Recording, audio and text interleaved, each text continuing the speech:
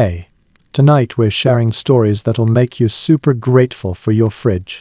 We're traveling back to Victorian England, back when people had to get really creative with food just to survive.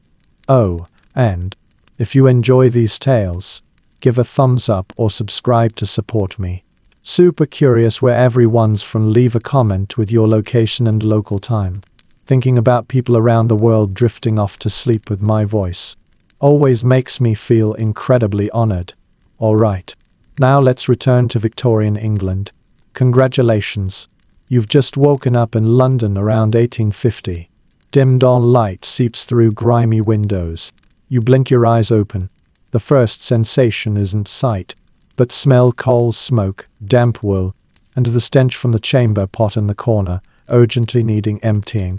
You lie on a lumpy straw mattress, not the coarse blankets most imagine. Those were luxuries. This is merely a cotton sack stuffed with whatever straw the household could gather. Rough and damp, often gnawed by uninvited guests. The rumble of an empty stomach immediately resounds. This emptiness now becomes your constant companion.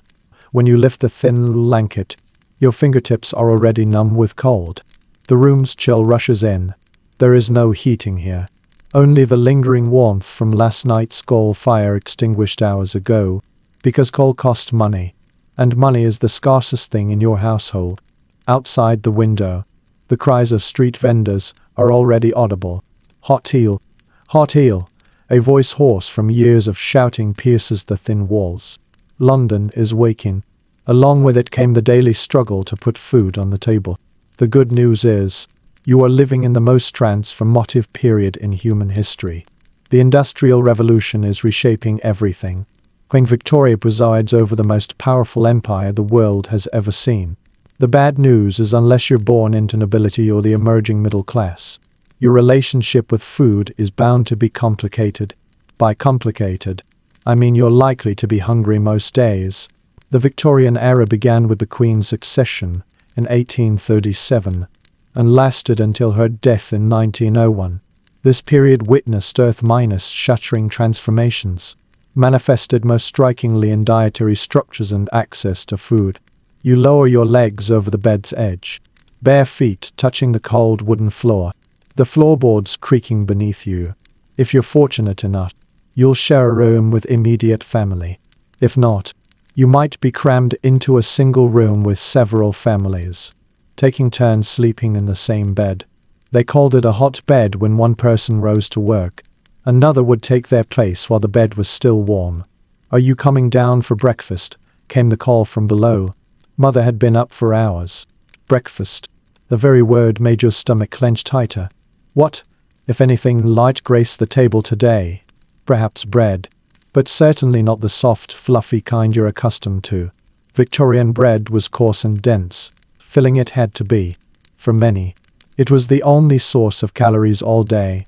You descend the narrow staircase, each step creaking under your weight.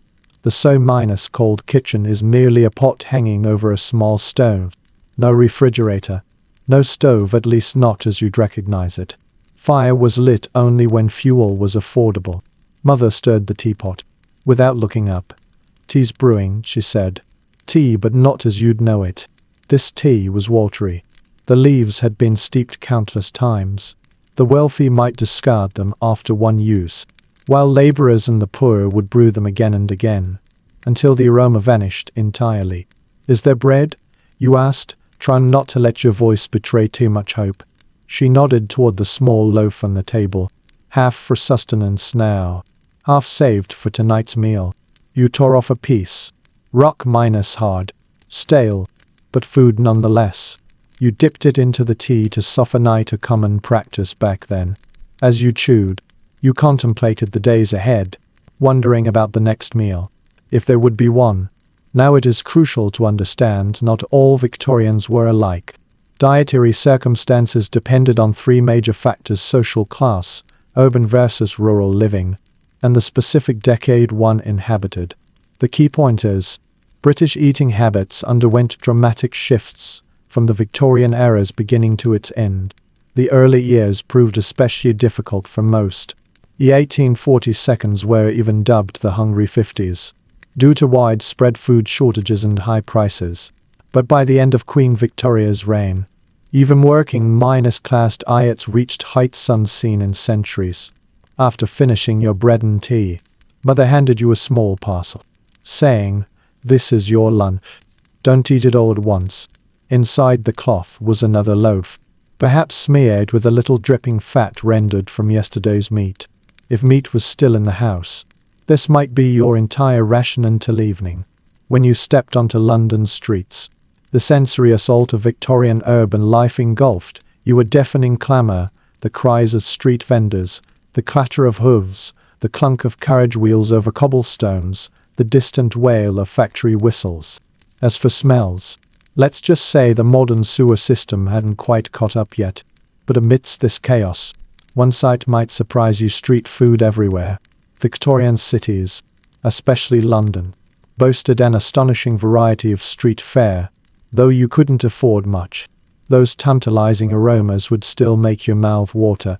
"A penny a bowl, hot eel, a penny a bowl." It was that woman's voice again. You looked over and saw a street vendor holding a large metal pot, with steam rising from it. Inside were chunks of eel, simmered in a herb broth. For many of London's working poor, this was their affordable, quick hot meal, relatively nutritious.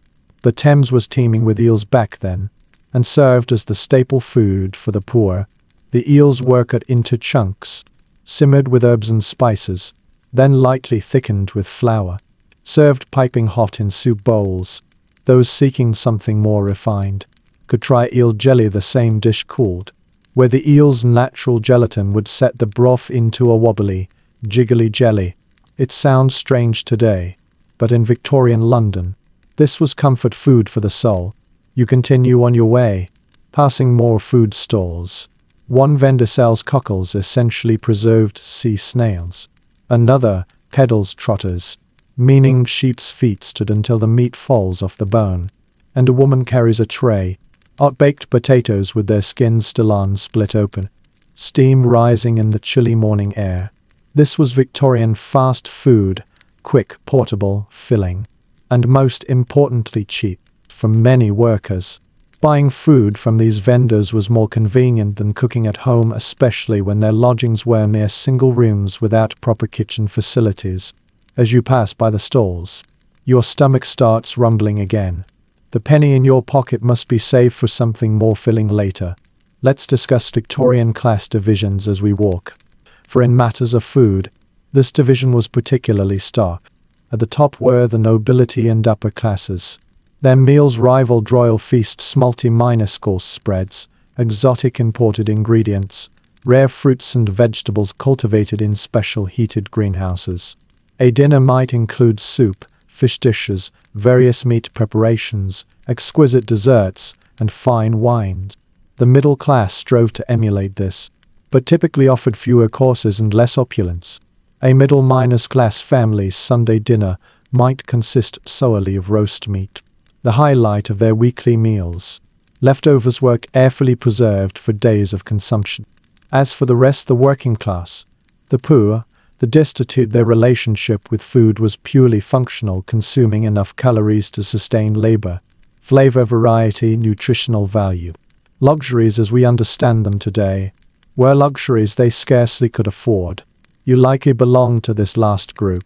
For you, food isn't about pleasure, but survival. At noon, your rumbling stomach protests. You find a quiet corner and unwrap your bundle. The bread grows increasingly hard, but the dripping sauce provides much needed fat and flavor. You force yourself to eat only half, wrapping the remainder for later. Oh, what's that in your hand? A street urchin, ragged beyond yours, spots your food. You turn away, guarding this meager ration. Hunger makes everyone selfish. It's just bread. You mutter under your breath. The child hesitates. Hope flickers in his eyes, but seeing no intention to share, he turns and walks away. Your heart tightens, yet you still refuse to relinquish the food. This is the reality of the Victorian poor. Everyone is starving, but you can only look out for yourself. At most, extend care to your closest kin.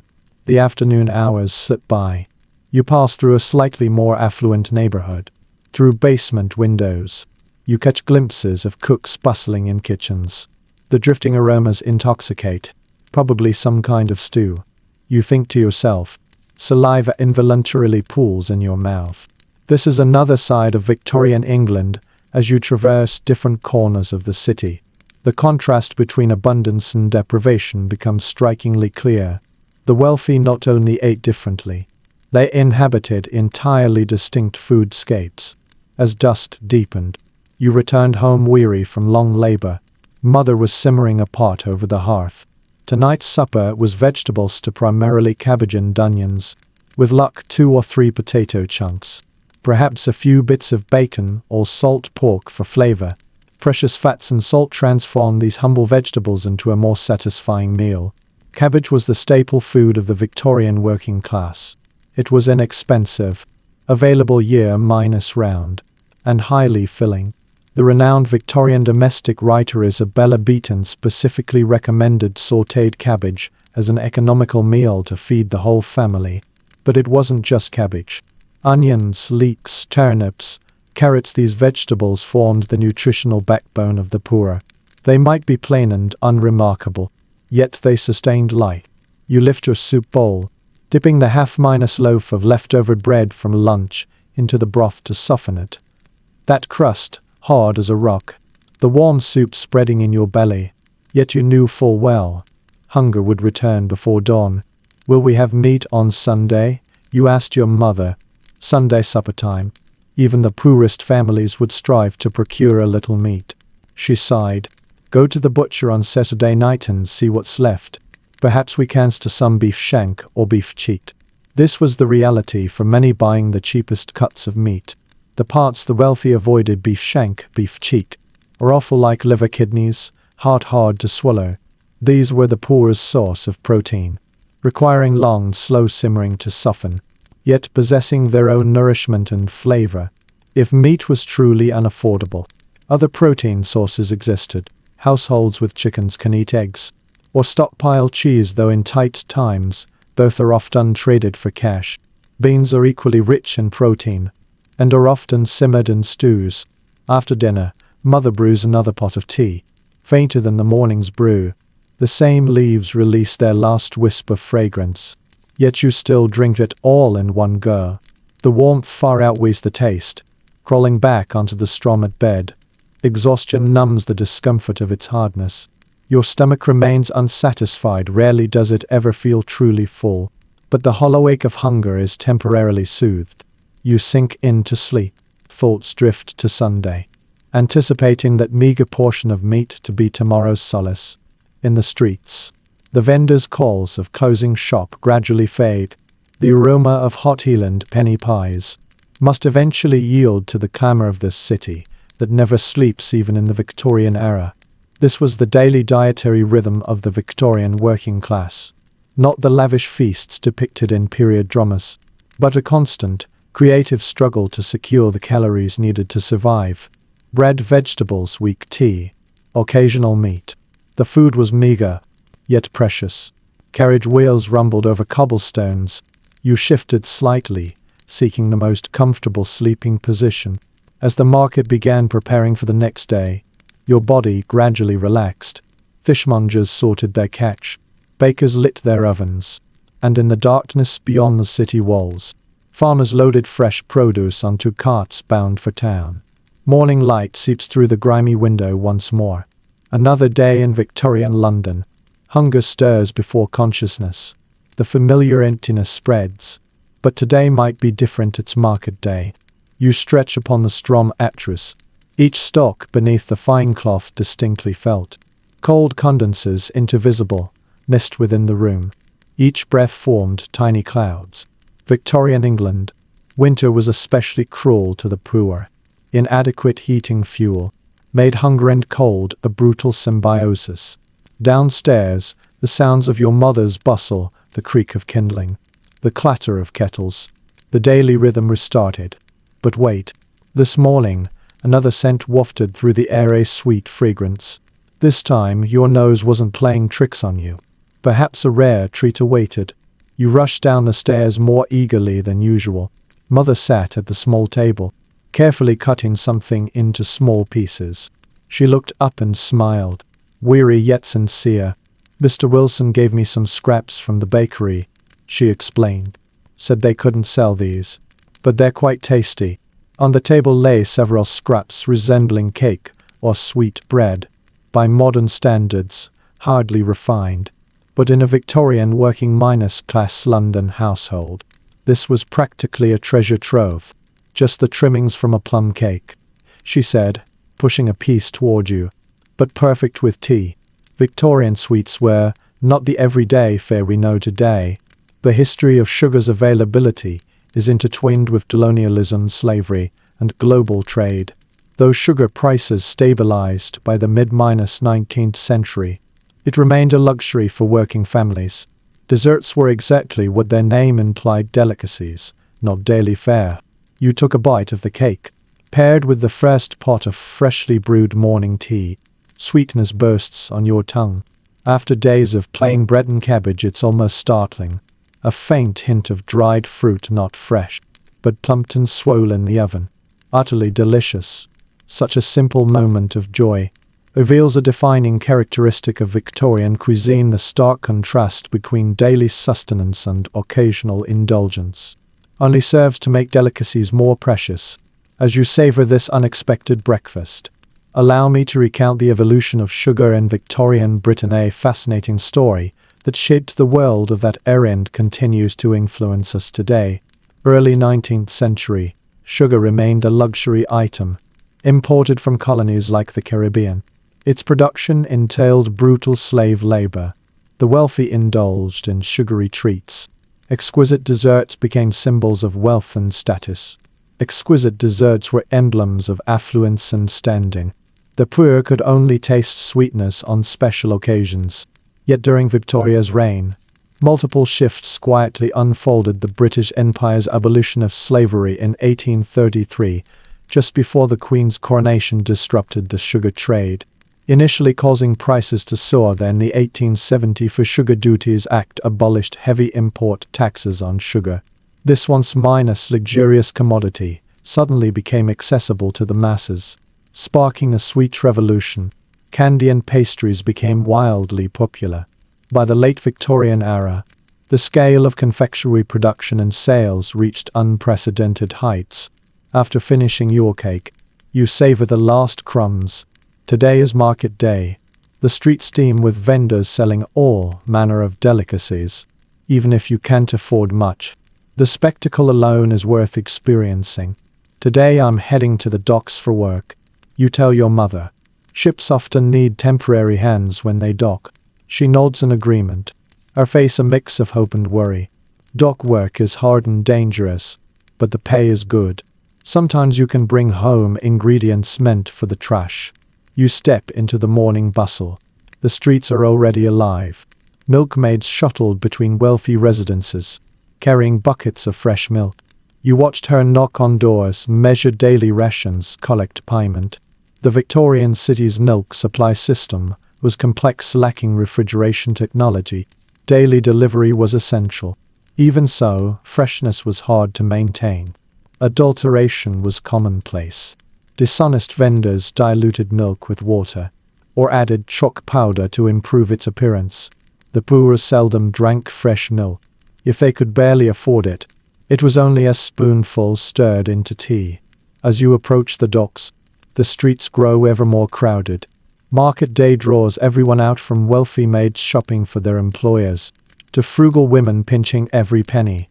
The market itself is a sensory feast. Cries of vendors rise and fall. Customers weave through the throng, haggling. The scent of fresh produce mingles with the city's grime. Color is everywhere: the crimson of tomatoes, the emerald of cabbages, the mottled brown and white of eggs, the silvery shimmer of fish scales.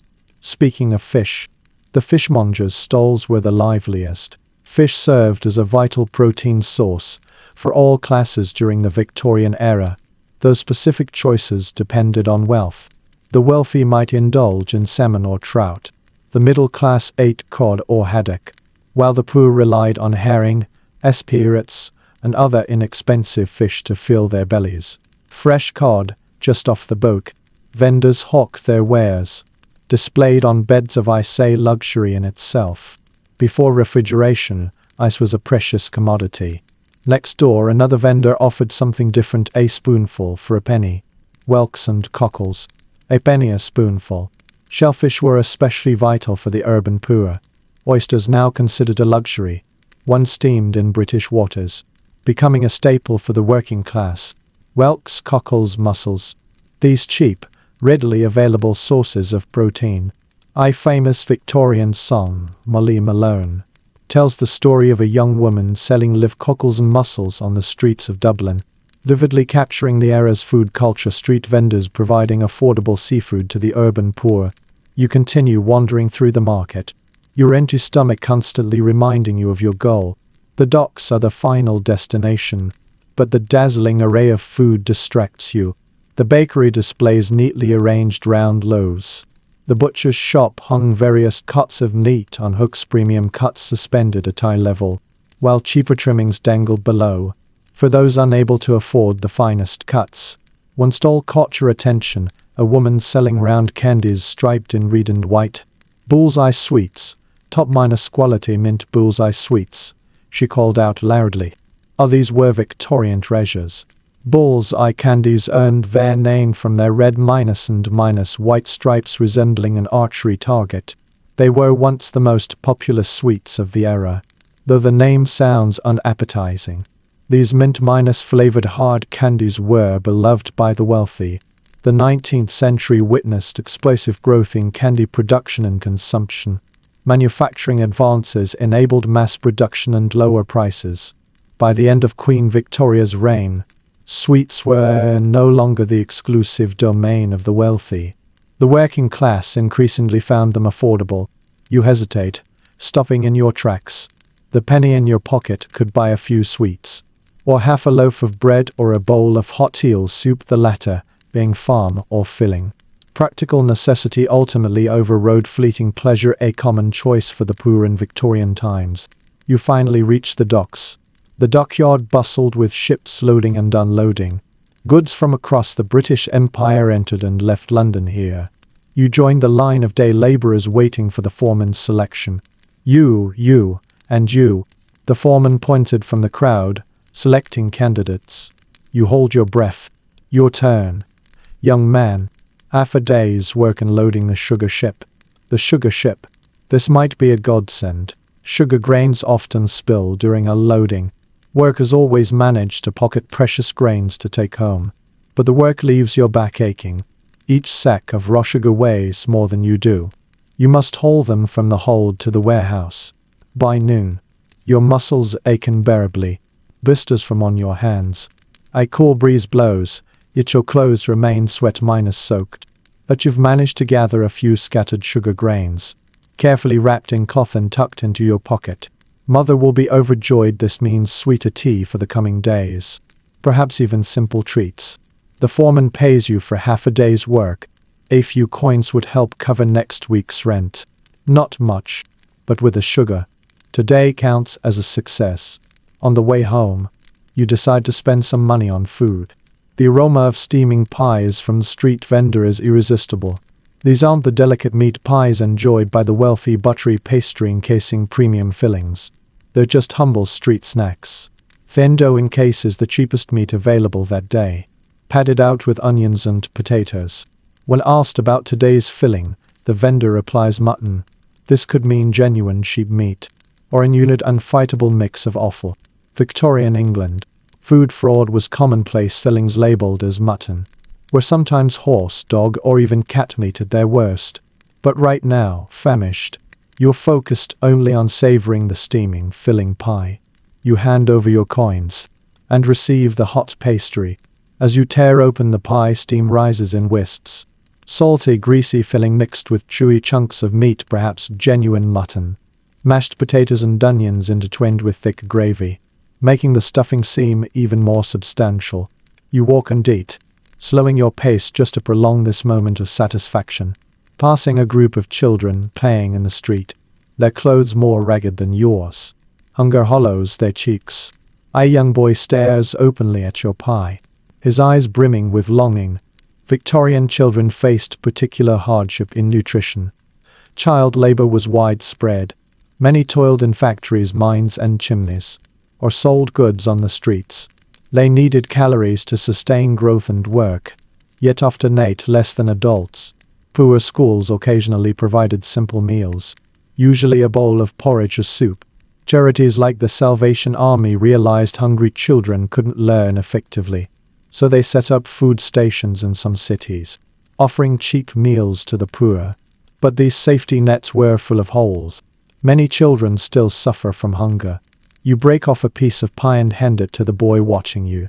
He snatches it quickly, as if afraid you might change your mind, then dashes off to share it with his friends. This small act of generosity makes your meal feel even more satisfying. By the time you step through your door, the winter daylight has quietly faded. Mother lifts her head from her mending. As you recount your dock work and show her the sugar you gathered, her face lights up. This week we'll have a proper Sunday dinner. Her weary voice brightens with anticipation. I saved last month's bones. With your wages, we can buy some meat to go with it. For most Victorian families, Sunday dinner was the most substantial meal of the week. Even the poor, if finances permitted, would strive to prepare something special, perhaps a small cut of meat, or at the very least a meat pudding or pie made with inexpensive cuts, topped with buttered pastry and vegetable filling. For the upper-middle class, Sunday dinner was a grand feast: roast beef, lamb or pork served with vegetables, potatoes, and gravy, followed by assorted puddings. It was a time for family gathering. In an era before dining rooms were common, this was the weekly culinary celebration. Mother began preparing supper. Another vegetable soup. But this time, precious recycled sugar crystals were sprinkled in, to counter the cabbage's bitterness. This simple addition made the humble dish more complex, more satisfying. During the meal, she recounted the day's labor, washing clothes for several wealthy households on the street. The work left her back aching, boiling water, scrubbing clothes by hand, wringing them dry, hanging them out to dry and putting them away. But it always earned a few pennies. Sometimes the employers would give leftovers as payment. Mrs. Jenkins gave me a crust of bread, she said. It was fine bread, much better than we could afford. We had it for breakfast. This was the Victorian poor's way of survival, scraping together scraps from the wealthy. Servants in grand houses often filled their bellies with leftovers from their masters' tables. Those without such status took odd jobs with affluent families, hoping for similar gifts. After supper, you'd still be ravenous. The hunger scarcely ever abated. But this hunger was not as fierce as usual.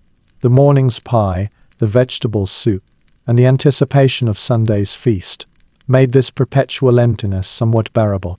Mother brought out the precious teak addy, the little tin box protecting the leaves. Tea was expensive, and must be guarded carefully, never scattered carelessly lest they spoil and be wasted. She measures out a tiny pinch of leaves, adds the dregs from the morning's brew, sprinkles in a few recycled sugar crystals, and this evening tea becomes a relative luxury. Such meticulous management of sustenance is a matter of survival, not a single crumb wasted.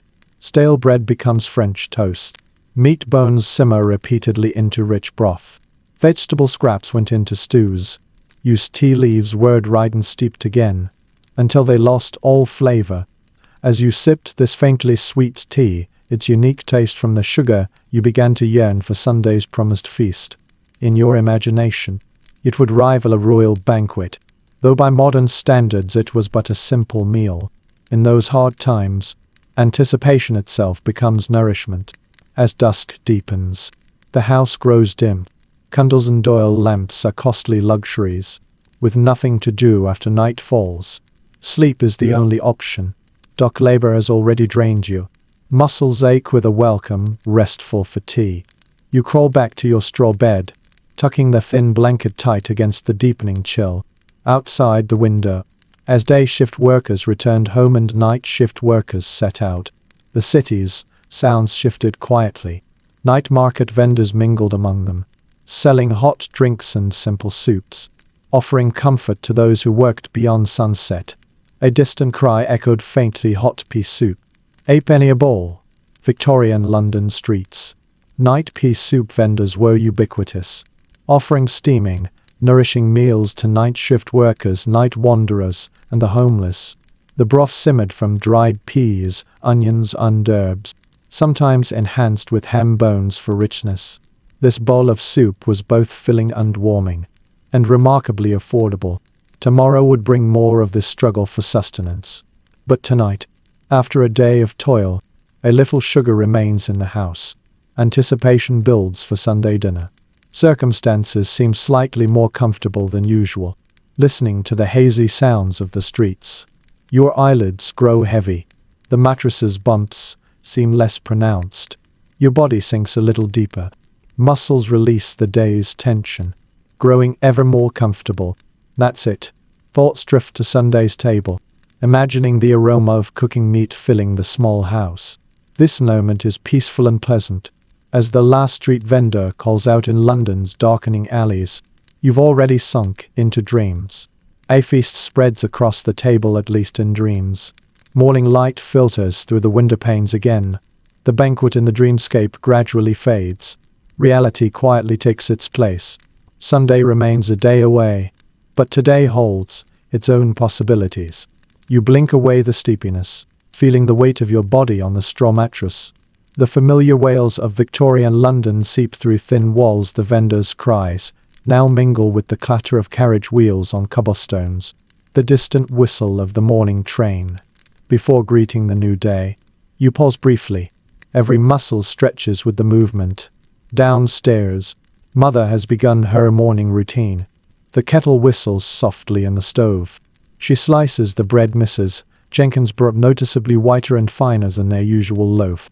In Victorian England, white bread was a symbol of status. The wealthy enjoyed refined white loaves, while coarse dark bread belonged to the poor.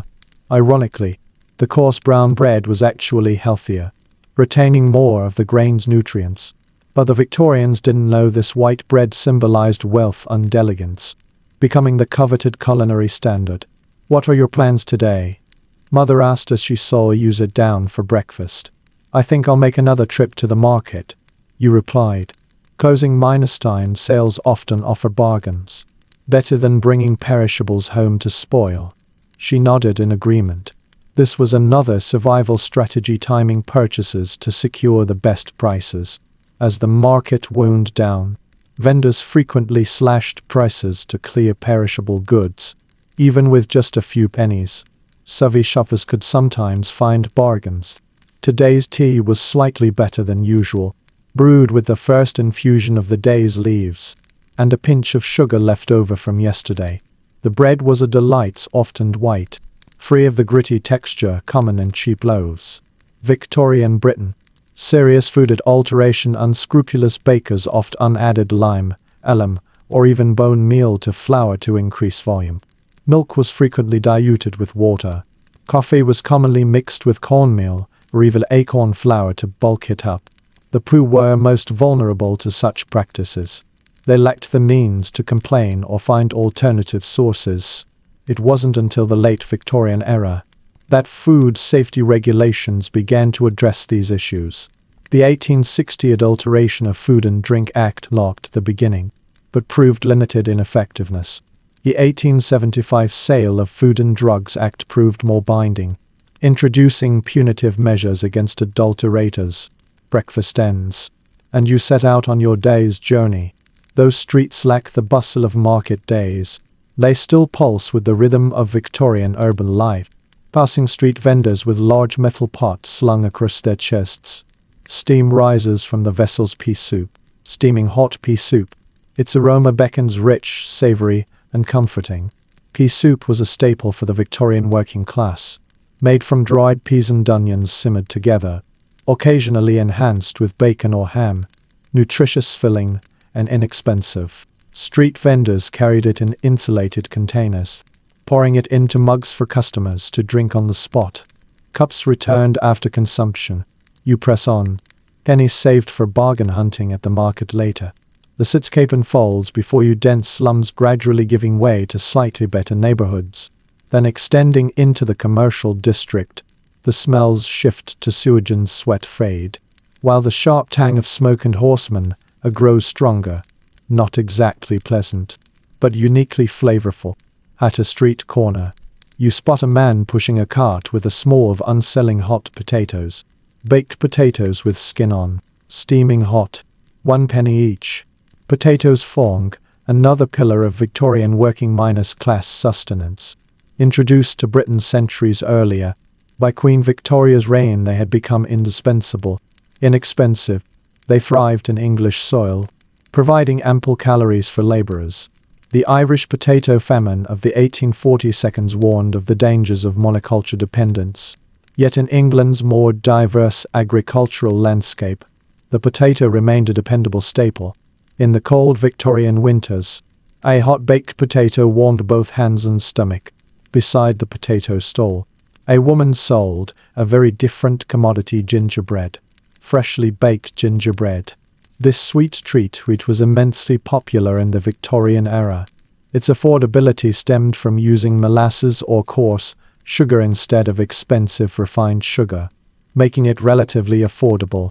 The warming spice of ginger made it especially popular in winter.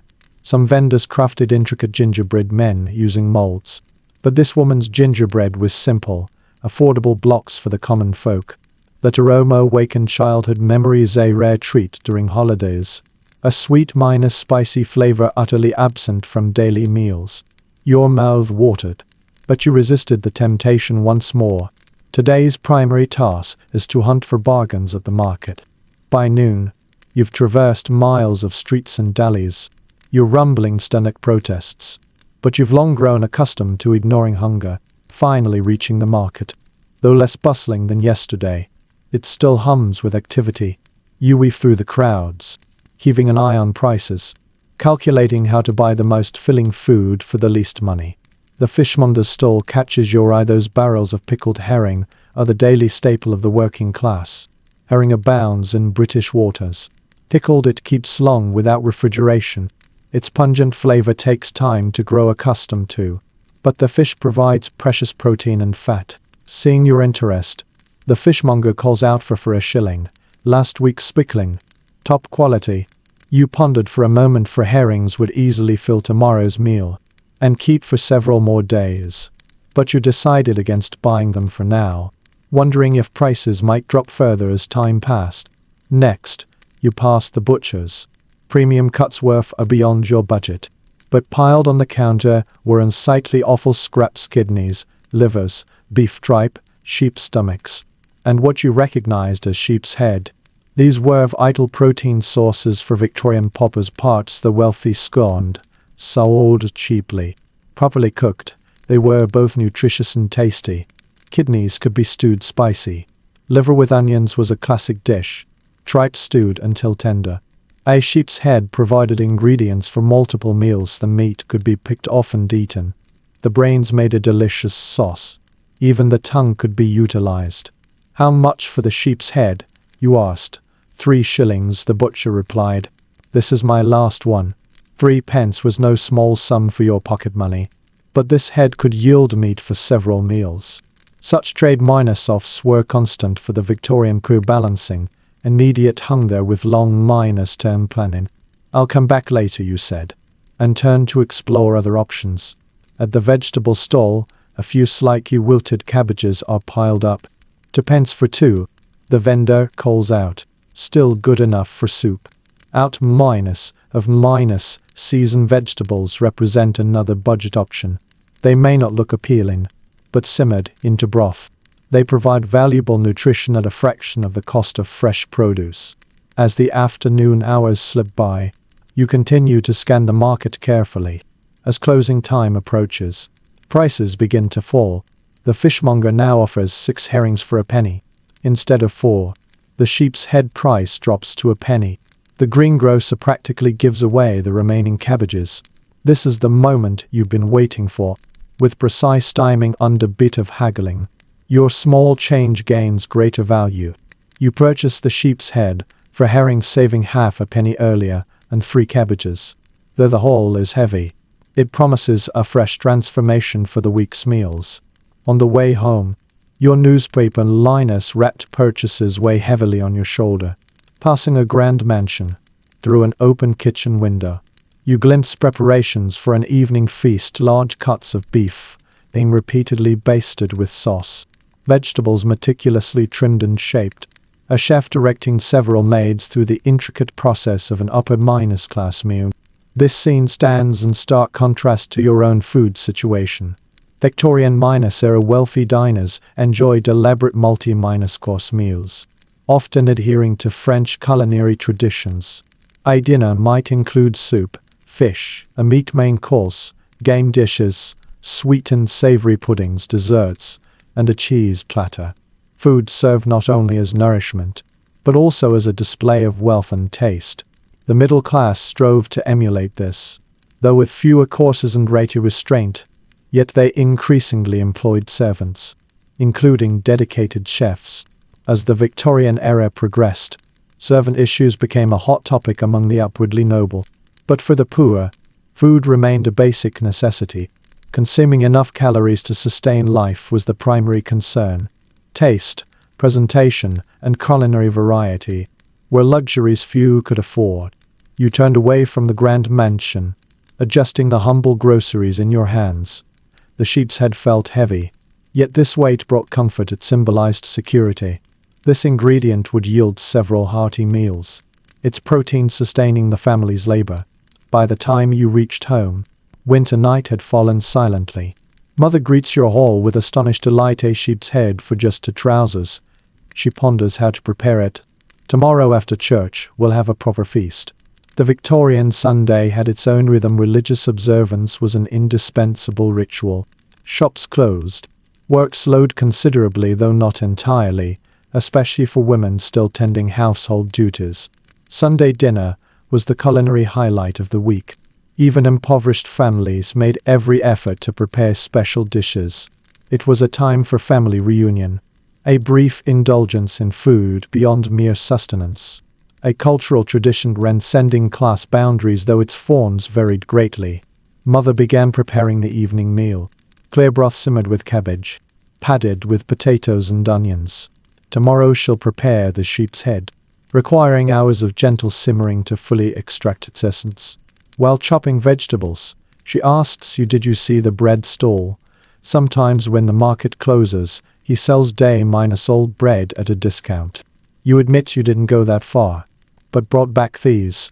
You hand her the herring, its scales shimmering dark silver in the brine. Perfect, she nods. For Monday with potatoes. This food planning is a necessity of survival. Nothing is wasted. Every purchase must be fully utilized. Leftovers are incorporated into new dishes. Bones are simmered repeatedly for broth. Even moldy bread became pudding or a thickening agent for soups. The cabbage soup was simple yet satisfying. The vegetables stewed until tender, their natural sweetness seeping out. There was no meat in the soup, but Mother added a spoonful of fat saved from earlier meat cooking, to enhance flavor and warmth. Finally, a pinch of salt, a luxury even in the poorest households, completes the dish. You savor each bite slowly, stretching every mouthful, warmth spreading through your body, slightly easing the persistent hunger. This is no feast, yet it nourishes in its own way. After dinner, night deepened. There was nothing to do. Candles and lamp oil were expensive. Most impoverished Victorian families retired at dusk, especially during the long winter nights. For those with limited education, reading material was scarce. Other entertainment required an affordable expenses. But tonight, Mother brought you a surprise. She retrieved a small parcel wrapped in newspaper from its hiding place. Inside lay a candle made of animal tallow, unlike the costly beeswax or new paraffin. When lit, it gave off a smoky scent, slightly pungent, yet provided enough light for you to sit another hour. Mrs. Jenkins gave it to me, she explained, thinking Sunday is approaching. We might share a moment of twilight together. As the candle flickered, she recounted Queen Victoria's childhood in her youth, when the world seemed full of endless possibilities. She told tales of the countryside back home, fields abundant with food, where hunger lingered far less persistently than in the city. She spoke of seasonal delicacies, blackberries gathered from hedgerows in autumn, hazelnuts gathered in the woods, spring greens picked from the fields. The dietary struggles of the rural poor differed sharply from those of city dwellers. They often had easier access to fresh produce, but lacked the means to buy imported or manufactured goods. They might grow vegetables in small kitchen gardens, keep chickens for eggs, and if fortunate, raise a pig for slaughter. Poaching, illegally hunting game on noble estates, though extremely risky, remained a common means of supplementing protein. Yet as the Victorian era advanced, rural life underwent dramatic change. Enclosure privatized lands once held in common. Industrialization drew masses to cities. Traditional rural dietary customs gradually faded, though not entirely extinguished. The candle flickers low, light dims. Amidst this arduous hardship, you felt an unexpected contentment. Tomorrow promised a feast of sheep's head. Herring and leftover cabbage would sustain us through most of the week. In that moment, the shadow of food scarcity seemed less oppressive. Mother said it was time to extinguish the candles and sleep. The candle had already gone out. Tomorrow morning we'd go to church. Then I'd set to work on that sheep's head. You crawl back to your straw bed, your weary legs still echoing the day's walk. The cottage lingers with the scent of cabbage soup. Now it doesn't smell unpleasant, it promises a soon minus to minus be minus full belly. Outside the window, the city continues its nocturnal rhythm.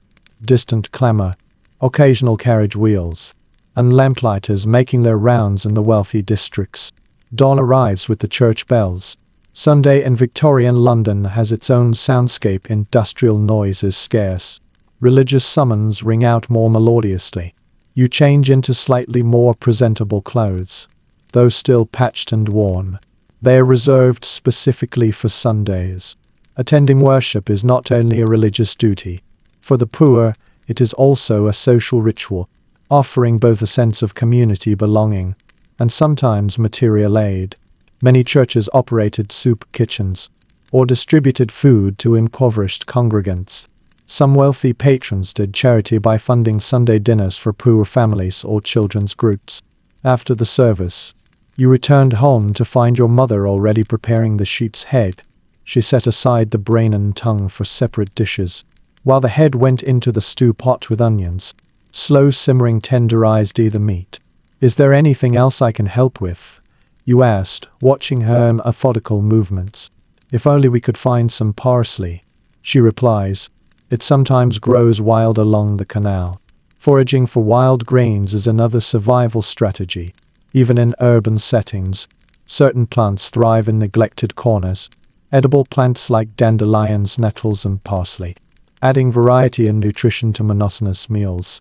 Knowledge of which plants are safe to eat and where to gather them has been passed down through generations. You head to the canal bank to scout, wandering through London's quiet Sunday streets. Most shops are closed, but food stalls remain open. The aroma of Sunday dinners wafts from homes and dins the wealthy roast meat. The poor eat simple fare. By the canal, you spot wild parsley growing in a damp, sunny spot. You carefully pluck a large bunch, leaving ample room for regrowth. For those relying on such resources, sustainability is instinctive practice. Passing a street vendor on your way back, he roasts steaming chestnuts over a brazier. Their warm, sweet aroma is irresistible. Chestnuts were the most popular Victorian winter street snack, offering both warmth and nourishment. Their carbohydrates, proteins, and fats were invaluable to bodies laboring in the cold. The half-penny left over from yesterday's market still jingled in your pocket. After a moment's hesitation, you bought a cone of steaming chestnuts. It was a luxury, yet not excessive. The warmth restored to your frozen hands alone justified the cost. You chewed one slowly, savoring its sweet, starchy nutmeg, saving the rest for your mother to share. Upon returning home, the mutton head stew was nearly done. The meat had softened, easily slipping from the bones. The small kitchen filled with the rich aroma of slow-cooked stew. Mother prepared a simple stuffing with stale bread, lamb brains, and herbs. To bake separately. Found the parsley. You handed her the picked herbs. And these. You passed her the remaining chestnuts. This unexpected gift lit up her face. She took one, chewing it slowly, clearly savoring this rare sweetness.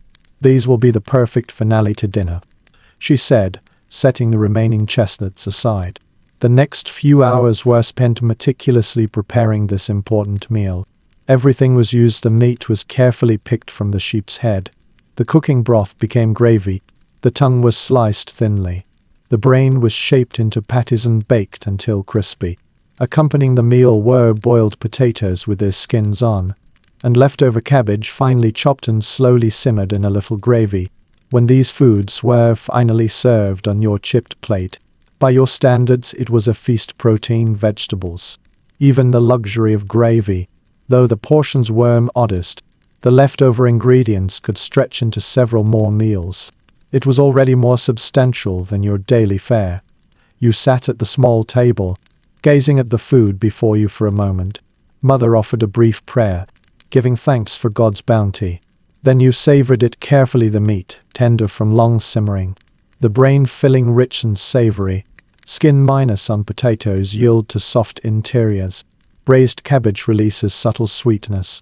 By Victorian standards, this meal is balanced, combining protein, carbohydrates, and vegetables.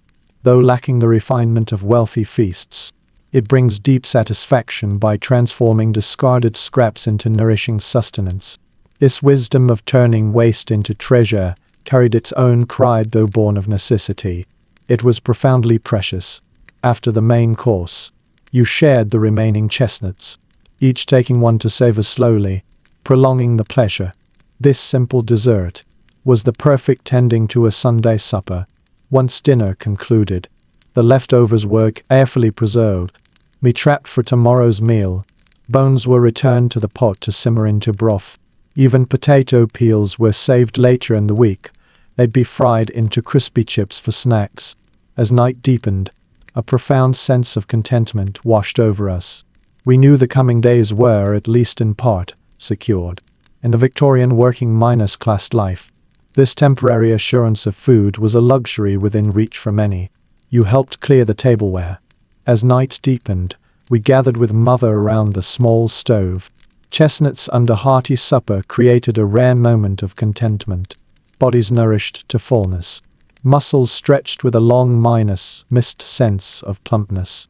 Next Sunday should be the turn for the last piece of meat, Mrs. Parker promised. Mother had already begun planning. The cycle of foraging never ended. Mrs. Parker, the butcher's wife, often saved scraps for Mother in exchange for mending services. Such informal economic exchanges were lifelines, trading skills or labor for sustenance, weaving a network of mutual aid within the community. As the fire dwindled to embers, you yawned. Warm food lulled you to sleep. It was time for bed anyway. Tomorrow would bring another week of labor, and the never-mind ascending battle for sustenance. You climbed onto the straw covered bed for the last time, the weight of a full stomach and exhaustion pressing down on you. Tonight, the straw's rough texture seemed less pronounced. Through the thin walls, you could hear neighbors settling in for sleep. The resonant rhythm of Victorian working life. Thoughts drift to the coming week. Monday, herring with potatoes. Tuesday, perhaps mutton stew with the last of the cabbage. Wednesday, depends on what work you can find, whatever bargains you stumble upon. This endless arithmetic of survival was the daily reality for millions of Victorians in England. What we might call abject poverty, even a historical oddity, was simply ordinary for them, harsh and precarious, yet imbued with a unique wisdom of survival. Occasionally, small comforts emerged. As you sank deep into the mattress, eyelids grow heavy. The city's night sounds fade. Consciousness turns inward. Muscles relax one by one. Sunday dinner temporarily eases hunger's tension. Breathing naturally slows. You drift into dreams, floating in unprecedented contentment. This moment comfortable and light. Body utterly relaxed. Consciousness begins to wander, dreaming of endless feasts laden with delicacies. As Monday dawn breaks, The fantasy dissipates like smoke. Yet the lingering warmth of Sunday's feast remains within. Muscles feel stronger, thoughts clearer. Such miraculous effects from ample nourishment. Even if it's just one day in 7. Mother has already risen, brewing the first pot of morning tea, warming the leftover lamb shank for breakfast. Such a high-minus protein breakfast is a luxury, yet it sustains you through the day's toil. Chewing, you tell her, today I'll try for work at the brewery. They sometimes need extra hands for deliveries. Victorian London. Breweries were major employers. Delivery work was physically demanding, but the pay was relatively generous. Beer was the daily drink for Victorians of all classes, often safer than water in many circumstances, providing both calories and hydration for working bodies. After breakfast, you stepped into the morning bustle. Workers streamed through the streets toward factories, shops, and construction sites, buzzing with life. The Industrial Revolution transformed how people worked and reshaped eating patterns. Factory schedules dictated fixed meal times. Long hours demanded food that was portable or readily available near the workplace. The brewery loomed ahead, a massive brick structure, with towering chimneys belching clouds of steam. The air carried the distinctive yeast aroma of brewing. You joined the queue waiting outside the delivery entrance, hoping to be selected for the day's task. The foreman appeared, surveying the gathered applicants. 6 strong men needed today, he announced. A large shipment awaits at the docks. You stood tall, striving to project an image of eager readiness. Sunday's protein boost had paid dividends. Your eyes weren't sunken and hollow, like those who subsisted only on bread and tea. You. The foreman points to 3, selecting his crew. You hold your breath. And you, young man, looks like he can handle the work. Relief washes over you like a wave. A day's labor for a day's pay means one more safeguard in the constant battle against hunger. The work was grueling, rolling heavy beer barrels onto trucks, securing them for transport, then unloading at dock-side pubs and shops. Each barrel weighed more than you. By noon, your muscles ached unbearably. The foreman announced a half-hour lunch break, just as church bells struck 12. For the Victorian working class, dinner meant the midday meal, not supper. For laborers, this meal must be substantial enough to sustain the afternoon's labor. Some brought food from home, bread and cheese wrapped in cloth, or slices of bread with bacon. Others purchased from nearby food vendors. You brought leftovers of Luton Head, carefully wrapped in newspaper, with a piece of bread. By your standards, this meal was quite good. Pretend on to carbohydrates to keep you going. As you ate atop empty barrels in the brewery courtyard, you observed your fellow workers. Most were perpetually hungry. Their lean, weary builds were quintessential Victorian labourers. Their diets varied. Some ate well like you. Others subsisted on bread or potatoes alone. An older man's unwrapping of his bundle caught your eye. That tempting food made your mouth water. A slice of what looked like a meat pie. He noticed your interest and explained, "This is my wife's specialty. We make it once a week using cheap offcuts from the butcher. Potatoes and onions from the base, with a bit of bacon fat for flavor. It lasts 3 days if you ration it carefully." Such dietary strategies were common. People blend expensive meats with cheap ingredients to make pies, puddings, and stews, transforming small amounts of protein into multiple meals. Afternoon labor is as grueling as the morning, but the hearty midday meal sustains you. By dusk, you're exhausted yet satisfied with your work's fruit. The foreman distributes coins to the day laborers. On the way home, you pass through the market. Though not market day, vendors still sell various foods. The money in your pocket gives you choices unavailable yesterday. One stall catches your eye, a woman selling small, sausage-like items. Black pudding is a traditional British dish, made from pig's blood as a base. It's mixed with fat, oatmeal, and seasonings, then formed into sausage shapes and boiled, rich in iron and protein, nutritious and relatively affordable.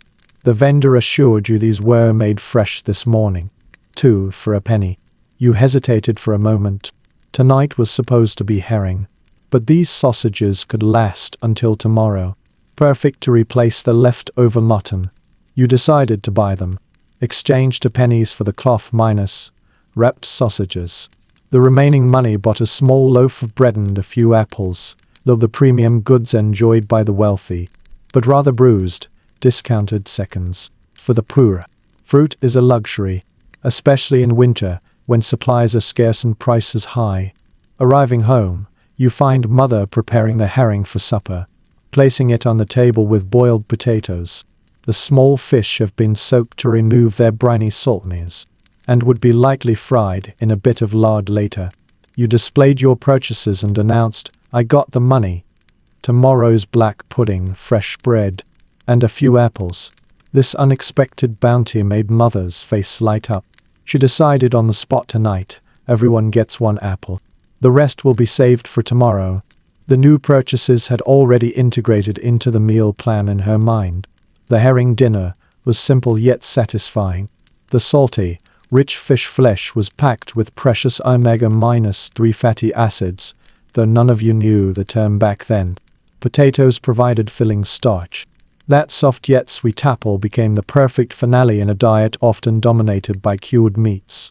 It delivered an explosion of fresh flavor. During the meal, mother recounted today's labor, wore laundry. This time for the boarding family. "They gave me a ham hock to take home," she said. "Not much meat left, but it made a delicious stew." Such kind payments were common in the informal economy. Cash was scarce, but food could be shared or traded. Though the ham bone held little monetary value, it infused the plain vegetable broth with rich flavor. The filling dinner passed in quiet contentment. With both wages and food reserves at home, a rare sense of stability. At least basic sustenance was no longer a worry. Morning drizzle fell steadily, dampness seeping into the bones, making physical labor even more grueling. But hot tea warmed the body, and the blood sausage crisp outside, soft inside was fried to a delicious crisp. This hearty, savory meal settled heavily in the stomach, providing lasting energy. You set out once more in search of work. This time you headed to the docks. Victorian-era London Port was once among the world's busiest harbours, as the global trade hub underpinning the British Empire. Ships laden with exotic goods docked daily: tea from India and China, sugar from the Caribbean, spices from the East Indies, wheat from the Americas and Australia, beef from Argentina, fruits from Mediterranean nations. These foods were quietly transforming British diets. The Victorian era saw a surge in food imports, gradually altering the types of food people could afford and consume. Yet most of these exotic imports remained inaccessible to working-class ables. Tea was an exception. It had become affordable enough to become the daily beverage of the poor, though often brewed weak and flavorless. Through multiple steepings, sugar remained relatively expensive. Until the late Victorian period, tropical fruits remained rare luxuries. When you inquired about work, the dock foreman shook his head. "No jobs today, young man. The ship you're waiting for is delayed." Disappointed yet unsurprised, such was the lot of casual laborers. You resolved to traverse the market district once more. Opportunity sometimes arrives unexpectedly. Timing often dictates the difference between a full stomach and gnawing hunger. As you walk, the rain intensifies. Many people scramble for shelter. You slip under the awning of a shop and huddle with others, awaiting the downpour to cease. A woman beside you, basket in hand, grumbles angrily. These mushrooms were supposed to be delivered to the hotel kitchen before noon. She vents her frustration into the air. You lean closer to examine. The basket brimming with wild mushrooms, clearly gathered from suburban parks or woodlands. Even in industrial Victorian London, foraging wild fruits remained a vital food source. Edible plants thrived in the city's parks and vacant lots, while woodlands and fields, beyond the built-up areas, continued offering seasonal bounty to those who knew how to identify them. Mushrooms, berries, nuts, and wild greens enriched people's tables. This was especially vital for those struggling financially. Knowledge of what was edible, where to find it, and when it was in season. was a precious treasure passed down through families and communities. I can gather them for you, you suggested cautiously. For a fee. The woman eyed you. The hotel will pay 6 shillings. If you deliver the mushrooms by noon and keep them dry, I'll give you 2 pence. Fair enough. You take the basket and cover it with your coat to shield it from the rain, asking for directions to the hotel. That establishment in London's affluent district catered primarily to business travelers rather than locals. The kitchen was astonishingly spacious and fully equipped. Several chefs were preparing elaborate dishes. The head chef scrutinized the mushrooms with a critical eye. Finally, he nodded in approval. The steward counted out 6 pence. As agreed, you would split the proceeds with the gatherers. Before leaving, the chef pointed to a pot simmering on the stove. Have you had breakfast, lad? There's plenty of porridge left over from the guests. If you have time, help yourself to a bowl. Such unexpected generosity was not uncommon. Though class divisions were stark in Victorian times, personal kindness still flourished. Many cooks and servants shared leftovers with the poorer, especially with hungry children. This porridge was unlike any you'd tasted before. Its texture creamy and velvety, sweetened with a warm syrup, and topped with stewed fruit. If your family could afford oats, your daily fare was likely plain, watery porridge. This bowl was worlds apart. You savored each spoonful, tasting every mouthful, fully aware of the extravagant luxury this bowl held. With your hunger satisfied, you tucked the 2 pence earned from the mushrooms into your pocket, and returned to the gatherer to pay her share. She was grateful for the payment, and relieved you hadn't gotten soaked on your trek back to the hotel. If you need work, come find me anytime, she said. I supply several kitchens, and often need reliable helpers. Such networks were vital in the Victorian informal economy for most people, especially the unskilled. Stable employment was hard to come by. Establishing connections with potential employers even for odd jobs often marked the difference between survival and destitution. The downpour eased to a drizzle. You continued through the market. The gloomy weather had deterred some vendors and customers. This usually bustling area felt unusually quiet. Those who remained, each in tattered clothes, were busy protecting their goods from the damp. The fruit vendor's frantic movements catch your eye. A fresh shower is coming. He's desperately covering his stall. You help him secure the tarpaulin over his goods. In return, he gives you a grateful nod. Thanks, young man. Take these as payment. He hands you a small bag of plums, slightly overripe, but still edible. The best ones are meant for selling. These are just right for stewing. Another unexpected windfall. Poor households often lack fruit, especially during winter and spring when new crops haven't been harvested. Though these plums aren't ideal for fresh eating, stewed with water and sprinkled with precious sugar, they'll surely become sweet and delicious. With 2 unexpected pennies and a bag of plums, you decide to head home earlier than planned. The persistent rain made temporary work scarce. Yet today's haul already surpassed most people's earnings. Mother was surprised to see you return so early, but delighted by the plums. She spoke of turning yesterday's leftover bread into a delicious pudding, already scheming how to transform these humble ingredients into a refined dish. Victorian home cooking, especially in working-class homes, was built upon this wisdom of transformation and extension. Moldy bread became bread pudding. Overripe fruit was stewed or pickled. Meat scraps turned into pies or puddings. Nothing was wasted, because they simply couldn't afford to. Spending the entire afternoon sheltered indoors from the rain, Mother taught you to darn socks in an era when clothing was costly and meant to last. This was a precious skill.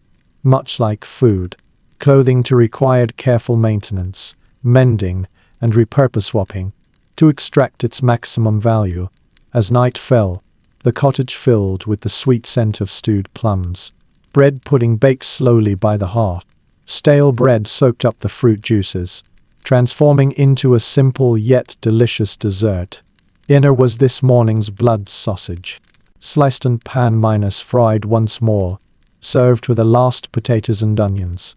This hearty meal rich in iron from the blood sausage. Potato starch provided the energy. The bread and plum pudding that followed brought sweet warmth and contentment to a perfect close. In the flickering light of the campfire, rain pattered softly on the roof. Belly full, this moment's comfort outweighed ordinary hardship. Mother sipped the last of her evening tea, murmuring softly, "These past days have been good. Better than many others." She was right. Through diligence, resourcefulness, opportunity, and a bit of luck. Or Victorian working minus class standards. You've eaten quite well. Not every day is like this. Famine and hardship would return. But for now, tomorrow's sustenance was assured. And a little savings remained. This was the eternal survival strategy of the Victorian underclass: seize the opportunities heaven bestows, stretch resources to their limits, and forge resilience to weather the inevitable hard times. As the hearth fire died down, and dusk deepened into night, you pondered the culinary cultures, and counted these cost days, from street vendors peddling eland potatoes, to the intricate dishes glimpsed in tavern kitchens, to your mother's simple ingredients transformed into nourishing home cooked meals. Victorian cuisine was not monolithic. Rather, it manifested in myriad forms across class, region, season, and personal circumstance. These diverse experiences were bound together by food's central role in daily life and thought. In an era lacking social safety nets, food security was the fundamental concern shaping behaviors, relationships, and entire communities. You climbed the familiar stairs to your straw bed once more, your body heavy from the day's abundant meal. The restless hunger that usually kept you tossing and turning is gone tonight, replaced by the contented fullness of black pudding, potatoes, and fruit pudding.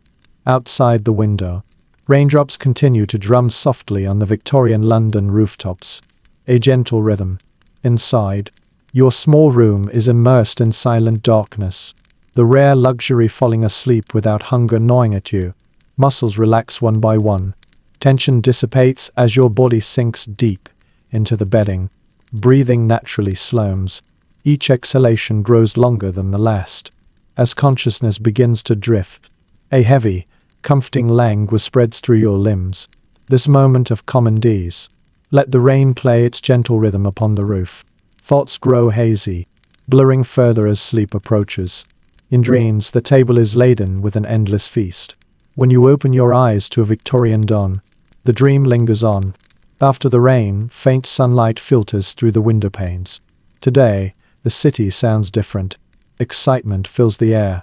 People's voices ring out more vividly than usual. You stretch on the straw mattress, feeling each muscle gradually relax. Days of abundant food have renewed your body, no longer hollow, but full, your breath steady and deep. As you rise to go downstairs, Mother is already up as usual, but she seems especially alert. She reminds you today is market day, but not just any market. The grand monthly fair. No wonder the bustle. Ordinary markets come several times a week, but the monthly grand market draws merchants from afar, offering richer goods, and fiercer competition often brings better prices. She set down the bowl of porridge as she spoke. Treat yourself today. Real porridge, not just bread dipped in tea. With the money you earned at the distillery plus yesterday's 2 pence, we can buy something special. This porridge is simple and plain, cooked with water, not milk. No sugar, no dried fruit. Yet it warmed and filled you up. Oats were relatively cheap, and gave hard-working bodies plenty of energy. Victorian Scots specially depended on oats, eating them as porridge, oatcakes, and more. As you ate, you asked what special treat. She smiled mysteriously. See what catches your eye. Though I was thinking maybe some cheese or oranges. I haven't had an orange in years. These suggestions reveal Victorian dietary priorities. Cheese, though nutritious and delicious, remained relatively expensive for the poor. Oranges, an exotic winter import, were a rare luxury rather than an everyday food. Breakfast ended. You began preparing for the market trip. This counted as a family outing, breaking the daily cycle of labor and sustenance. Even in the harshest living conditions, these small joys were precious flashes of choice and autonomy, particularly valuable in a life of constraints and necessity. The streets were indeed livelier than usual. Crowds poured toward the market area from all directions, brimming with vitality and collective anticipation. Market day served as both an economic activity and a social occasion. It offered a chance to meet neighbors, hear news, and briefly engage with a world richer than daily toil. The market itself was a feast for the senses, colors, sounds, and smells vying for attention. Vendors shouted out their wares and prices. Customers haggled over deals. Children darted through the crowds, running errands, or simply soaking up the bustle. Food stalls offered everything from common vegetables to exotic imports. Butchers displayed cuts of meat in every shape and size. Fishmongers laid silver liners stilled catches upon ice. Bakers showcased loaves of all shapes and sizes. Cheesemongers, spice merchants, confectioners, the full panorama of Victorian food trade unfolded here. Mother led the way. Her experienced gaze swept over each stall, assessing quality and value. She paused at the vegetable stand, examining carrots and turnips. Perfect for stews, she murmured, selecting a few of each. Root vegetables were staples for the Victorian working class. Inexpensive, round, and filling. They stored well without refrigeration. Added to stews and soups, they made meager meat portions seem more substantial. Next, she paused at the butter stall, a luxury item. Many poor families substituted cheaper beef drippings. Butter imparted rich flavor, transforming even the simplest dishes. Just a penny's worth, she told the vendor, who sliced a small portion from a whole block of butter. It's not much, but it will add a special flavor to tomorrow's meal. As you wandered the market, you noticed a crowd gathered around one stall. Curiosity drew you closer. The vendor sold treats shaped like small cakes or biscuits, shaped into animals, people, or objects. The vendor called them London's sweetest gingerbread. Gingerbread has deep roots in British culinary history, dating back centuries before the Victorian era. By the Victorian period, it had evolved into many forms, with shaped gingerbread figures particularly linked to market fairs. Their spicy sweet aroma was utterly captivating. Seeing your keen interest, Mother smiled and suggested, let's buy a small one. As our special treat, you chose a horse-shaped gingerbread. Half a penny, not extravagant from your pocket money, yet still a luxury in our frugal household. The first taste was delightful. The rich molasses replaced the cloying sweetness of refined sugar. The warmth of ginger and spices spread across your tongue. The texture was soft rather than crisp. This complex flavor was entirely different from the ordinary gingerbread you usually ate. At that moment, standing in the Victorian market, sharing this simple sweetness with your mother, you grasped the essence of food beyond nutrition. Food is also culture, joy, and a shared experience even within the constraints of a life of poverty. These dimensions exist tangibly and profoundly. Mother purchased a few more essentials: a small piece of bacon, some flour, a few bunches of herbs to flavor soups. Then, as she had mentioned earlier, she approached the stall selling exotic fruits. How much for an orange? She asked, her gaze chasing those bright spheres, her longing nearly impossible to conceal. 2 pence each, the vendor replied. Just arrived from Spain last week. She hesitated, clearly weighing whether such a luxury was justified. 2 pence could buy far more filling food: bread, potatoes, even cheap cuts of meat. Oranges, though delicious and nutritious, were fleeting. They offered little relief from hunger. The poor in Victorian times constantly faced such choices: momentary pleasure versus practical need, nutritional value versus satiety, variety versus livelihood security. There were no easy answers, only endless trade offs. After a moment, she made her decision. We'll share one between us. She selected a medium-sized fruit, handed over the precious coin, and placed the orange in her basket, alongside more practical purchases. This would be saved as a special finale after supper, a cherished comfort amidst long days of toil. As you wandered the market, another type of vendor culture, those selling ready to eat cooked foods.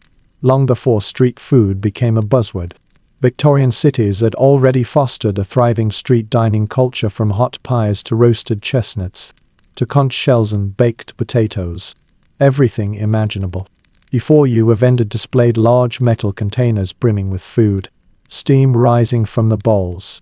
Hot pea soup, a penny a bowl. Pea soup was the laborer's staple, nutritious, filling, and affordable, simmered with dried peas and onions, sometimes flavored with ham, bones, or bacon, providing protein and energy for toiling bodies. Mother hesitated a moment. "Shall we try some?" she suggested. "We can cook rice for lunch later." You nodded eagerly. The soup's aroma wafted through the air. The urge to savor a hot meal now outweighed waiting at home. Each of you handed over a penny, exchanging it for a steaming bowl of thick soup. Finding a relatively clean spot to sit, you drank directly from the bowls. The stew was E-type, as simmered into a thick paste, seasoned with salt and pepper.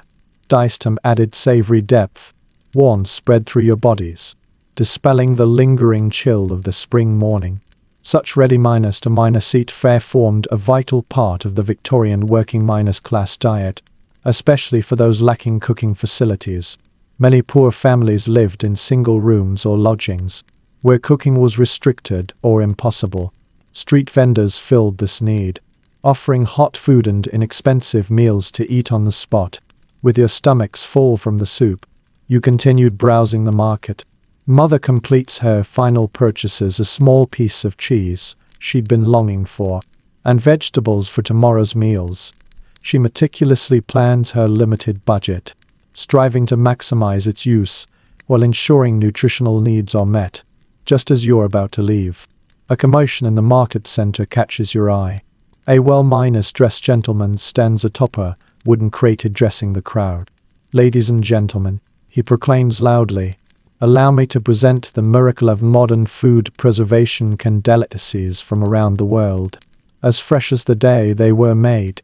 This salesman represented a Victorian-era canning company, pioneering a revolution in food preservation. Though canning technology emerged in the early 19th century, it wasn't until Queen Victoria's reign that it gained commercial value and began transforming people's eating habits. The demonstrator held up various fruits, vegetables, meats, even entire meals. "No more worries about spoilage," he proclaimed. "Seasonal constraints are no more.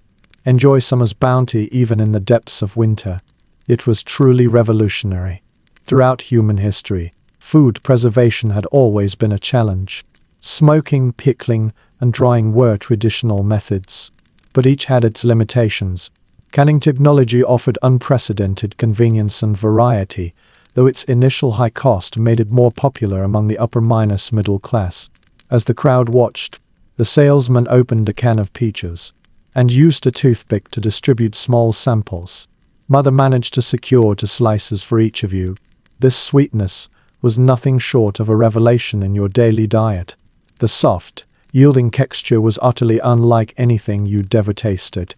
Mother sighed wistfully. "Imagine having this fruit available year-round. No more winters without fresh flavors." Late Victorian era. As food preservation techniques advanced and prices fell, this dream gradually became within reach. Yet in the early and mid-periods of this era, such convenience remained largely a luxury reserved for the affluent. With shopping complete, you carried your spoils home. This successful foraging expedition would grace tomorrow's table. The oranges were cradled with care, a reverence that perfectly reflected their status as delicacies. Returning to the humble cottage, Mother began organizing the newly acquired ingredients. Vegetables were stored in small cupboards to keep for several days. Butter and cheese were tightly wrapped in damp cloths to preserve freshness.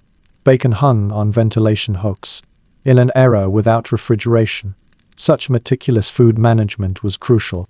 Mastering storage techniques for different ingredients to extend their shelf life was a survival wisdom passed down through generations in Victorian urban life. Lunchtime. Mother prepared a simple meal, bread spread with a thin layer of precious butter, paired with a small piece of cheese. Even this modest garnish made plain bread more satisfying, rich fat complementing the starchy base. After eating, you set out again to find work, spending the entire afternoon on construction sites, helping carry building materials. Though the labor was grueling, the pay was relatively generous. Returning home at dusk, you were utterly exhausted, yet your pockets held a few extra coins, offering some measure of security against the ever-present threat of hunger. Mother had prepared a more substantial supper. A hearty soup simmered with vegetables from the market, enhanced with small pieces of bacon for flavor. Bread was set upon the table. After the meal, there was leftover cheese. When the long-awaited orange appeared, Mother brought it out almost ceremoniously, placing it on the table between them. She peeled the orange skin with great care, its rich citrus fragrance filling the small room. The peel was set aside. These skins would also be put to use, perhaps dried and added to tea for aroma, or used to perfume the house. Mother precisely halved the fruit, ensuring both received equal portions. In the deepening twilight, the bright segments shone like jewels on this simple table. The first taste was intense and sweet, with a unique tartness, so unlike everyday fare. Juice trickled down your chin. You wiped it away with the back of your hand, fearing to waste a single drop, savoring each segment of flesh, striving to prolong this experience. This moment distilled the essence of Victorian dining across all social classes, cherishing delicacies, sharing joy, marking important moments with food. Though specific dishes and settings varied vastly with social standing, the universal significance of food beyond mere sustenance remained constant. As dusk deepened, Mother brews the final pot of tea for the evening. Tonight's brew carries a richer, more intense flavor, adding a small luxury to the day's joys. You sit together in the deepening twilight. The warmth of the tea soaks into your palms, the lingering orange aroma still fresh. "We've eaten well today," she says contentedly. "Far better than many." Indeed, through hard work, careful budgeting, opportunistic purchases, and occasional small indulgences, by Victorian working-class standards, you have enjoyed a relatively abundant day. Not every day is like this. There will be lean times. There will be difficult years. But in this moment, full bellies and hope for tomorrow are enough to bring contentment. This is the true story of Victorian working-class dining, not the monotonous deprivation some portrayals suggest, but a complex tapestry woven from scarcity and serendipity, practical necessity and simple pleasures, extraordinary creativity born of constrained circumstances. As you prepare for sleep, your body is transformed from the one that began this story. The hollow ache of hunger has temporarily receded. Muscles feel firmer, thoughts clearer, even in small measure. Good food holds transformative power. You climb the stairs. Familiar, you curl into the storm Ines mat bed. Day's labor and satisfying meals have paved your path to rest. Your limbs feel heavy, a comforting weariness from work, not the weakness of hunger. Outside, Victoria, London pulses through the night, distant carriages clatter. Occasional voices, lamp-lighters patrol the streets. Yet in your small room, you enjoy a rare luxury sleep on a full stomach, the lingering taste of orange still on your tongue. As your body sinks deep into the bedding, your eyelids grow heavy. The hunger that often kept you tossing and turning has vanished tonight, replaced by a comfortable fullness, making sleep come more easily. Your breathing naturally slows, each breath deeper than the last.